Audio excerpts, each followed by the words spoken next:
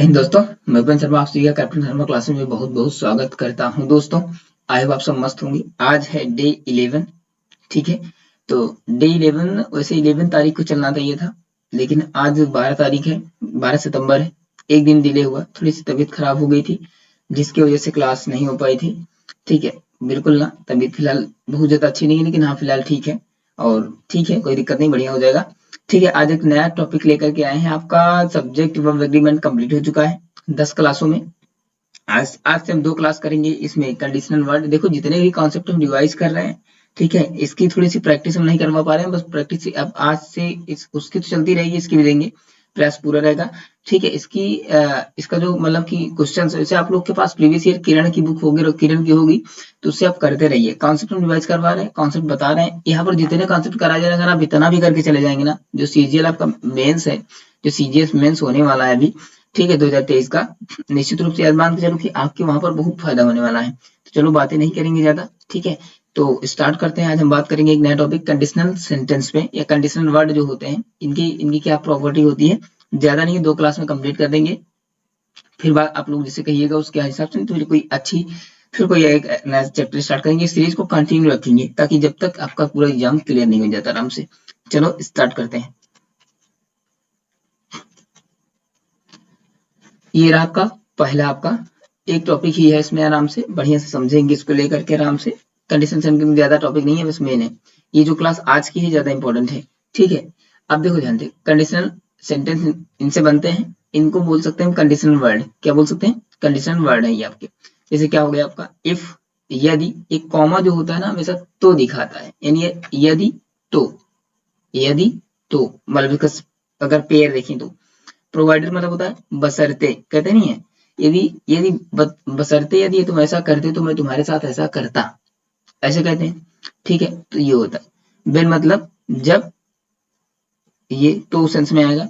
Unless, जब तक, ठीक है, अनटिल अनलेस, ठीक है। और देखो, अनटिल जो होता है वो टाइम के लिए में यूज किया जाता है, और अनलेस जो होता है वो विशेष किसी वैल्यू के लिए किया जाता है।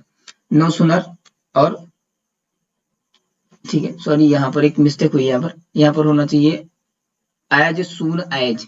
ठीक है, यहाँ पर इसको कर लेना ए आर जो है ना, इसको कर लेना A S, as soon as, no sooner than. ठीक है, तो यहाँ से क्वेश्चन बनने ही बनने वाले हैं।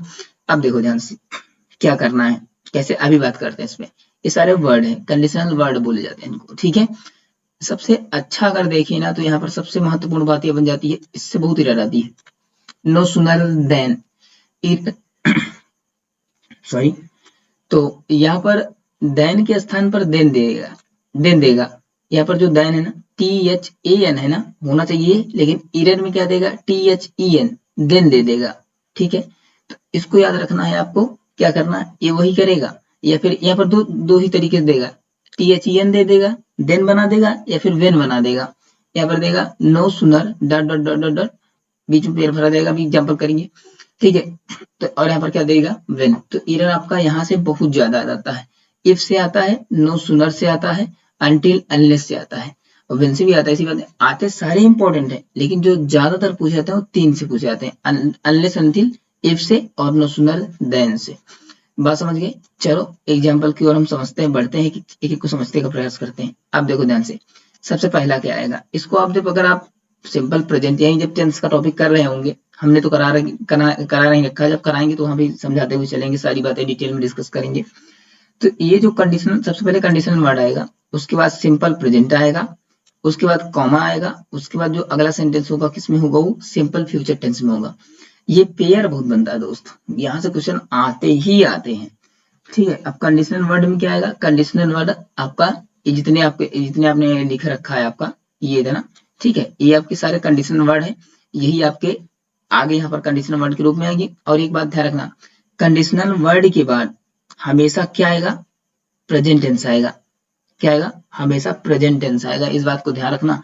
कभी क्या करेगा, जैसे यहाँ पर कंडीशनल वर्ड दिया इफ, फिर दिया प्रेजेंट इंडेफिनिट, फिर यहाँ दे देगा फ्यूचर। इस तरीके से अगर जैसे मान लो कि फ्यूचर इंडेफिनिट पहले देता है, तो बाद वाला जो पेयर बनेगा जहां कंडीशनल वर्ड, कहने का अर्थ ये है कि कंडीशनल वर्ड के बाद वाला जो वर्ड सेंटेंस होगा वो हमेशा किस में होगा, प्रेजेंट टेंस में होगा, सिंपल प्रेजेंट या प्रेजेंट टेंस में। बात समझ गए? कोई दिक्कत नहीं, क्लियर हो गई बातें। अब पहले हम इसको एग्जाम्पल के माध्यम से समझते हैं क्या है ये कॉन्सेप्ट क्या है। अब देखो जैसे यहाँ पर आया हुआ है, if I come to Delhi I will meet you. तो अब देखो वो क्या बनाता है, एरर कैसे देगा, ये तो विशेष सही है। इफ यदि आई कम टू दिल्ली, मैं दिल्ली आता हूँ, यदि मैं दिल्ली आता हूँ, आई विल मीट यू, मैं तुमसे क्या करूंगा, मिलूंगा। यदि कंडीशन मैं आऊंगा तभी मिलूंगा, नहीं आऊंगा तो नहीं मिलूंगा, तो कंडीशन बता रहा है ना ये आपका। तो इफ के बाद क्या है, जो आपका यहाँ पर सेंटेंस आया हुआ है आई कम टू दिल्ली, ये किस में है, सिंपल प्रेजेंट में है या प्रेजेंट इंडेफिनिट में है, दोनों हो सकते हैं। और ये क्या आपका है, प्रेजेंट इंडेफिनिट से आपका क्या है, फ्यूचर में है। तो कभी क्या करेगा ये कि ये फ्यूचर वाले को आगे ट्रांसफर कर देगा, और ये जो सिंपल प्रेजेंट या प्रेजेंट इंडेफिनिट है इसको पीछे कर देगा। याद रखना, जिसके साथ कंडीशनल सेंटेंस, जिसके साथ कंडीशनल वर्ड लगा है, वो हमेशा किस में होगा, प्रेजेंट टेंस में होगा, इस बात को याद रखना। और इधर क्या देगा, वो पेयर बना के दे देगा, इधर विल है तो इधर विल भी दे दे, इधर विल कम दे देगा, ठीक है। या फिर इधर आपका कम है तो इधर वाले को भी प्रेजेंट बना देगा। ऐसे वो मतलब कि पेयर को मैनेज करना चाहता है, वो पेयर में गलती देता है। आपको पेयर का आपको कॉन्सेप्ट क्लियर है, आप कर लेंगे तुरंत आराम से, समझ में आ गई बात है। अब इसी प्रकार से आपका जैसे प्रेजेंट के लिए चला, वैसे आपका फ्यूचर के लिए भी चलता है। अब देखो जैसे यहाँ पर एक एज सून एज के लिए है यहाँ पर, ठीक है, यहाँ पर थोड़ा सा स्टिक हो गया है, यहाँ पर एज सून होना चाहिए, ठीक है, इस बात को ध्यान रखना, ठीक है। जैसे आपका सी विल कम टू मीट, आप देखो ध्यान से, हमने क्या बताया कि कंडीशनल वर्ड जो आएगा हमेशा प्रेजेंट टेंस के साथ आएगा। अब यहाँ पे देखो पहले विल दे दिया ना, पहले विल दे दिया, she will come to meet you, वह तुमसे मिलने आएगी, वह तुमसे मिलने आएगी। एज सून एज, जैसे ही यू रीच दिल्ली, अब जैसे जैसे ही तुम क्या पहुंचोगे, जैसे तुम दिल्ली पहुंचोगे। यहाँ थोड़ा सा मिस्टेक है, यहाँ रीच्ड नहीं होना चाहिए, यहाँ रीच्ड होना चाहिए, रीच होना चाहिए, क्योंकि अगर ये फ्यूचर में है, ये फ्यूचर इंडेफिनिट में है, तो इसको भी किसमें होना पड़ेगा, कंडीशनल वर्ड के बाद वाला सेंटेंस किसमें होगा, प्रेजेंट इंडेफिनिट। ये किसमें है, पास्ट में। अगर ये पास्ट में है तो फिर इसको अगर हिसाब से बदलोगे तो ये क्या हो जाएगा, यहाँ पर आपका हो जाएगा वुड। अभी पेयर आएगा बताएंगे उसमें, ठीक है, बात समझ गए। इसमें इसको बोलते हैं क्लाज, क्या बोलते हैं, क्लाज। क्लाज दो प्रकार के होते हैं, प्रिंसिपल क्लाज और सवारी क्लाज। जो फ्यूचर होता है ये प्रिंसिपल क्लाज होता है, ये फ्री होता है, ये किसी से डिपेंडेंट नहीं होता। और जो कंडीशनल बाद वाला सेंटेंस आता है, यानी जो प्रेजेंट आता है, जो फ्यूचर आता है, जो पास्ट आता है, वो हमेशा प्रिंसिपल क्लाज पे डिनोटेड होता है, निर्भर होता है, ठीक है, उसी से जुड़ा होता है। इस बात को आप नहीं जानते हो तो जान लें। चलो आगे बढ़ते हैं, ये समझ गया, प्रेजेंट वाला समझ गया, आप लोग समझते हैं। अब हम समझते हैं किसके लिए, एक और एग्जाम्पल करते हैं, एक दो, ठीक है, ताकि समझ में आ जाए।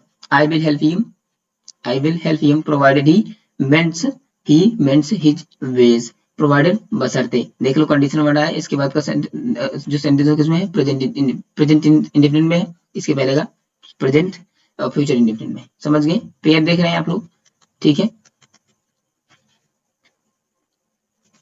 अब देखेंगे यहाँ पर, ठीक है, there will be rush at the platform when the train arrives. बस में पेयर समझना है, बस कंडीशनल वर्ड के बाद वाला सेंटेंस प्रेजेंट इंडेफिनिट, और उसके पहले वाला सेंटेंस आपका किसमें होगा, फ्यूचर इंडेफिनिट। बात समझ गए, दोनों बातें क्लियर है, ठीक है।